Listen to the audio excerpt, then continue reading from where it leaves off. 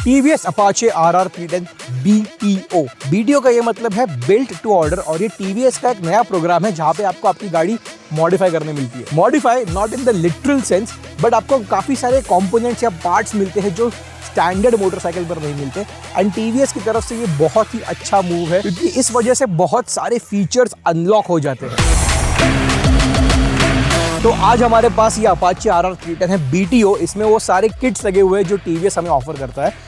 And इस video में मैं आपको बताने वाला हूँ कि ये गाड़ी कैसी है, should you buy this, specially given the fact कि ये सबसे अफोर्डेबल गाड़ी है इस सेगमेंट में। तो इस वीडियो को अंत तक देखिए, एंड वैसे अगर पसंद आया हो ना तो लाइक जरूर कीजिएगा। और एक और बात दोस्तों, अगर आपको हमारा कंटेंट पसंद आता है तो सब्सक्राइब जरूर कीजिएगा, क्योंकि ऐसे सारे मोटरसाइकिल और कार्स के रिव्यू हम आपके लिए लाते रहते हैं हर हफ्ते। तो सबसे पहली बात, इस BTO में अलग क्या है। जैसे मैंने पहले कहा, इसमें काफी सारे कॉम्पोनेंट्स और फीचर्स नहीं मिलते हैं, तो उस बारे में मैं थोड़ी देर बाद बात करूंगा, क्योंकि वो एक अलग सेगमेंट है। पहली बात करती है इसके स्टाइलिंग की।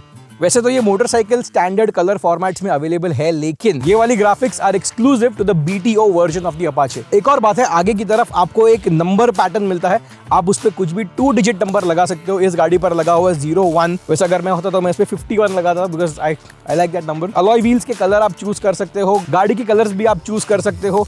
So overall styling of the motorcycle is really nice. It does look like a sports bike. It does look like a big bike. आपको ये फील होगी कम से कम मे बी से 600 cc मोटरसाइकिल की तरह आपको महसूस होगी, क्योंकि ये बल्की है, काफी भारी। इतनी भारी तो नहीं है, but it has a substantial amount of weight. सिर्फ एक प्रॉब्लम है इसके स्टाइलिंग में और लुक्स में, वो है इसका साइलेंसर या एग्जॉस्ट। वो इस मोटरसाइकिल के लिए ना बहुत ही बड़ा है, I can tell you that, क्योंकि पूरे स्टाइलिंग का मजा बिगाड़ देता है। वैसे गाड़ी फ्रंट में बहुत बेहतरीन दिखती है, इसका टेल सेक्शन बहुत ही अच्छा स्पोर्ट्स बाइक की तरह स्प्लिट सीट डिजाइन है इस पे। सिर्फ ये एग्जॉस्ट जो है ना, वो पूरा मजा किरकिरा कर देता है। तो चलो, स्टाइलिंग की बातें हो गई, आप हमें बताइए आपको कैसी लगती है ये motorcycle in terms of looks. मैंने बता दिया आपको मुझे पसंद है ये, लेकिन आपको वो एक बात पता नहीं चलेगी वीडियो में, जो है इसकी बिल्ड क्वालिटी। इसकी बिल्ड क्वालिटी इज नाइस, लेकिन कुछ कुछ चीज़ें हैं जो थोड़ी सी बेटर हो सकती थी। Overall feel of the motorcycle, जो टच पॉइंट्स है वो काफ़ी अच्छे हैं, लेकिन जो पैनल्स है थोड़े से फ्लिम्जी है, कभी कभी आवाज़ करते हैं बीच बीच में। जैसे कि ये सीट का पैनल है, थोड़ा सा प्लास्टिक थोड़ा सा पतला लगता है। फेयरिंग जो है वो अगर आप जोर से दबाओगे तो दब जाता है। इसमें और कोई दिक्कत नहीं है बिल्ड क्वालिटी। इसकी बिल्ड क्वालिटी वैसे एक्चुअल में काफ़ी अच्छी है, बट कुछ कुछ जगहों पे TVS ने थोड़ी सी कॉस्ट कटिंग कर दी है। वो एक थोड़ी सी छोटी सी बात है जो हमें थोड़ी हजम नहीं हुई। वैसे एक और बात है दोस्तों, इस मोटरसाइकिल में आपको एक TFT स्क्रीन मिलती है। वैसे तो ये सेगमेंट में काफी कॉमन हो चुकी है, लेकिन इसकी जो TFT स्क्रीन है ना, वो वर्टिकल है, तो वो मुझे बहुत अच्छा लेआउट लगता है, क्योंकि जब आप बाइक चलाते हो तो ये जो वर्टिकल लेआउट है ना, वो देखने में काफी इजी पड़ता है, इजी टू रीड है। एंड इस मोटरसाइकिल को मिलते हैं मल्टीपल राइडिंग मोड्स, और राइडिंग मोड्स के साथ साथ ना इसका डिस्प्ले वो भी बदलते जाता है। वैसे अगर और फीचर्स की बात की जाए तो आपको प्रोजेक्टर हेडलैम्प्स मिलते हैं, LED प्रोजेक्टर हेडलैम्प्स। इसका जो थ्रो है ना, विजन, काफी अच्छा विजन देता है आपको, even in the middle of night. जैसे मैंने कहा, इसे राइडिंग मोड से, राइडिंग मोड से ना थ्रॉटल रिस्पांस बदल जाता है, और इसकी पावर कम हो जाती है अर्बन और रेन मोड में। पावर कम करने के साथ ही साथ मोटरसाइकिल अपना टॉप स्पीड भी कम कर लेती है, तो ये बहुत प्लस पॉइंट है इस मोटरसाइकिल का, क्योंकि आप अनविलिंगली भी काफी ज्यादा तेज भी नहीं जा पाओगे। वैसे इस मोटरसाइकिल में एक ना बहुत ही खास बात है, अगर ये मोटरसाइकिल रात भर आप कहीं पार्क करके रखते हो और जब अगले दिन सुबह आते हो और चालू करते हो, मोटरसाइकिल ठंडी हो जाती है। तो जब चालू करते हो और आप एक्सेलरेट करते हो तो ये मोटरसाइकिल पूरी तरह एक्सेलरेट नहीं होती, ये अपना एक्सेलरेशन बंद भी कर देती है, क्योंकि इंजन ऑयल का टेम्परेचर और कूलेंट का जो टेम्परेचर है ना, वो ऑप्टिमम टेम्परेचर पे आया नहीं होता है। इसीलिए एक सिस्टम लगा हुआ है इस मोटरसाइकिल में, उससे आप इंजन को ना बिना कुछ मतलब के रेव नहीं कर सकते जब तक वो नॉर्मल टेम्परेचर या गर्म नहीं हो जाता। वैसे इस मोटरसाइकिल में फीचर्स तो काफी सारे हैं, लेकिन काफी सारे फीचर्स ये मोटरसाइकिल मिस आउट करती है। जैसे आपने वीडियो देखा होगा, हमने पहले R15 चलाई थी, उस R15 में ट्रैक्शन कंट्रोल था। वो एक 150 सीसी मोटरसाइकिल है, एंड ये एक 300 सीसी की मोटरसाइकिल है, 310 रफली। इसमें ज्यादा पावर है, और इस मोटरसाइकिल को ट्रैक्शन कंट्रोल की काफी ज्यादा जरूरत है। और वैसे इस मोटरसाइकिल को लगे हुए Michelin road five tyres, they are more suited for street riding and urban riding. आप डेफिनेटली कॉर्नर्स वगैरह कॉन्फिडेंटली ले सकते हो, लेकिन वो लार्जली इस बात की वजह से क्योंकि इसकी chassis setup and suspension setup काफी सुपीरियर है। तो अगर उस मामले में TVS ने अगर बेटर टायर्स यूज किए होते, राइडर कॉन्फिडेंस और भी बढ़ जाता। वैसे एक और बात ये मोटरसाइकिल मिस आउट करती है, वो है IMU बेस्ड ABS। जैसे मैंने कहा इस मोटरसाइकिल में ABS तो लगा हुआ है, लेकिन अब इस सेगमेंट में IMU बेस्ड ABS सिस्टम भी आ गया है, ट्रैक्शन कंट्रोल सिस्टम भी आ गया है। एंड एक और बात दोस्तों, this motorcycle definitely needs a quick shifter, क्योंकि क्विक शिफ्टर से ना आपको एक अलग लेवल का कॉन्फिडेंस मिल जाता है, क्योंकि आपका क्लच यूज करना बहुत कम हो जाता है and you just keep up shifting. वैसे अगर इसे सिर्फ अप शिफ्ट क्विक शिफ्टर भी दिया होता ना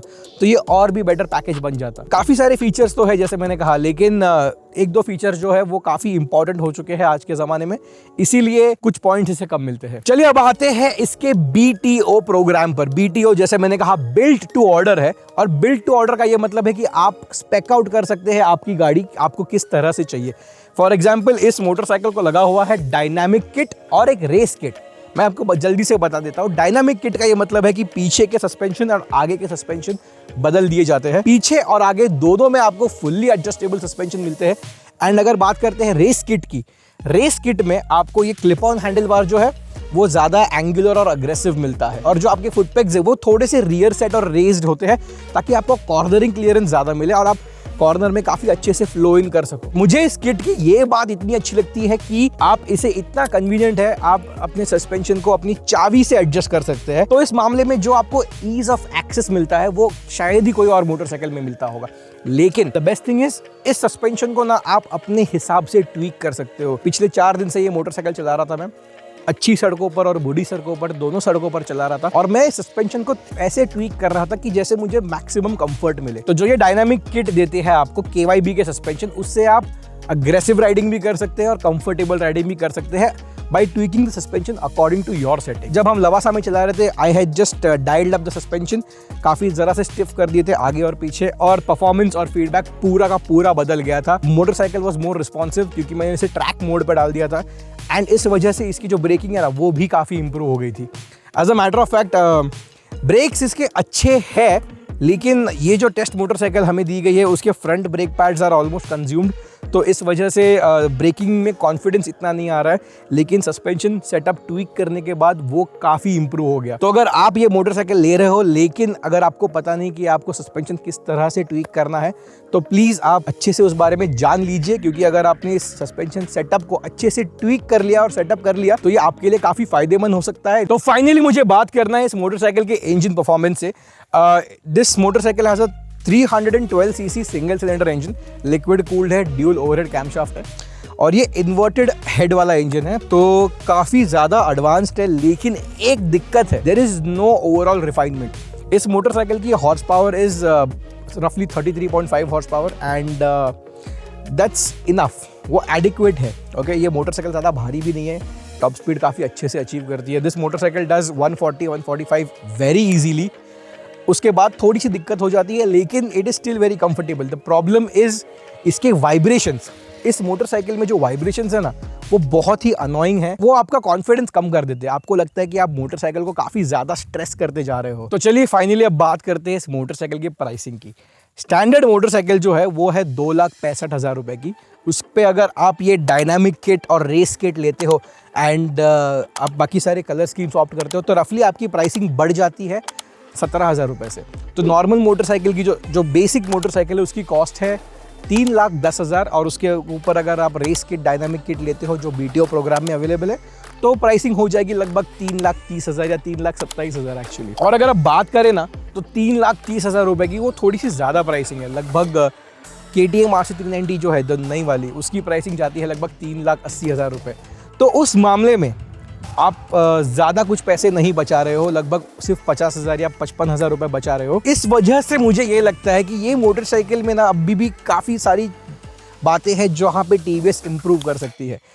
वाइब्रेशंस कम कर सकते हैं, इसमें जो फीचर्स है वो अच्छे से और बढ़ा सकते हैं, क्योंकि ऑलरेडी ये काफ़ी पोटेंट ट्रैक मशीन है। रेस ट्रैक पर इसका परफॉर्मेंस इज आउटस्टैंडिंग। हालांकि सिमिलर परफॉर्मेंस वो रोड पर, पब्लिक रोड पर भी दे सकती है, पर कुछ बातें जो है जैसे कि टायर्स और ट्रैक्शन कंट्रोल, क्विक शिफ्टर, ये अगर ये सारी बातें भी इस पैकेज में आ गई ना तो ये मोटरसाइकिल एक ऑलराउंडर हो जाएगी फिर से। लेकिन एक और बात मैं बताना चाहता हूँ कि ऑलरेडी ये मोटरसाइकिल ना काफ़ी वैल्यू फॉर मनी प्रोपोजिशन है। काफ़ी सारे एक्सपेरिमेंट आपको करने मिलेंगे, जैसे कि suspension tweaking and throttle response and everything. वो जो मज़ा ये मोटरसाइकिल देती है ना, तो ये काफ़ी वैल्यू फॉर मनी प्रोपोजिशन हो जाती है। But level of aggression and the vibration and build quality कुछ जगहों पर, नॉट एवरीवेयर, वो काफ़ी जगहों पर ये मोटरसाइकिल अच्छे से बनी हुई है।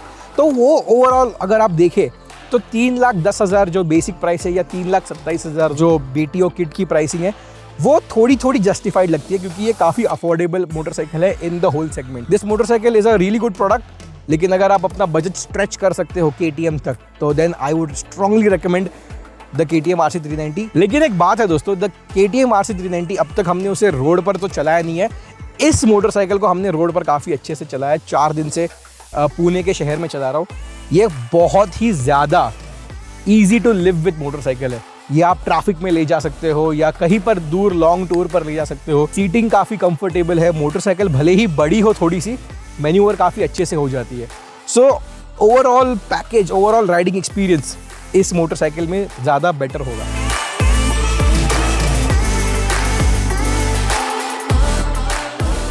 तो दोस्तों इस रिव्यू वीडियो में बस इतना ही। मिलते हैं अगले वीडियो में अगली कार या अगली मोटरसाइकिल। और वैसे अगर आपको पसंद आया हो ना तो लाइक ज़रूर कीजिए और सब्सक्राइब ज़रूर कीजिएगा, क्योंकि ऐसे सारे वीडियोस हम आपके लिए लाते रहते हैं हर हफ्ते। तो फिर दोस्तों इस वीडियो में बस इतना ही। मिलते हैं अगले वीडियो में। Until then keep tracking and drive safe.